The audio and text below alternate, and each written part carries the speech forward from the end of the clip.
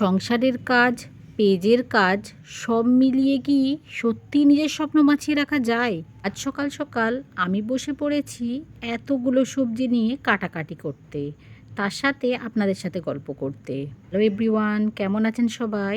আশা করি সকলে ভালো আছেন। আজ সকালে আপনাদের ভাইয়া এতগুলো সবজি নিয়ে এসেছে। জানেন তো, শাকসবজি আমার কিন্তু বরাবরই খুব পছন্দ।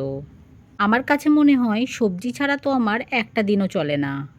তাই সংসারের কাজ করতে করতে, কাটাকাটি করতে করতে আপনাদের সাথে কিছু গল্প করি।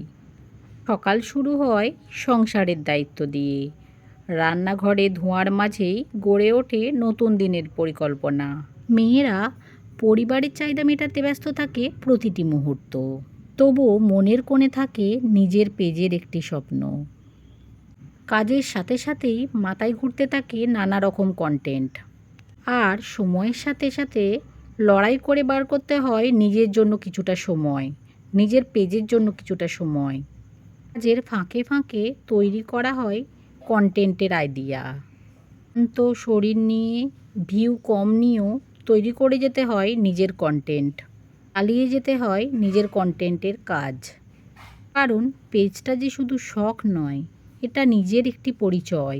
কোনো রাতের পর রাত জেগে কন্টেন্ট এডিট করা, কন্টেন্ট ক্রিয়েট করা, ভয়েস ওভার দেওয়া করা হয়, অনেক পোস্ট, অনেক নতুন নতুন কন্টেন্ট বানাতে হয়। আবার সকাল হলেই ভোর থেকে শুরু হয় সংসারের কাজের দায়িত্ব। দুই দিক সামলাতে গিয়ে নিজেকে যে কোথায় হারিয়ে ফেলি নিজেও জানি না। তবুও কি জানেন তো, থেমে থাকা যায় না। কারণ স্বপ্নগুলোকে এত সহজে হারিয়ে ফেলা যায় না, হাল ছেড়ে দেওয়া যায় না।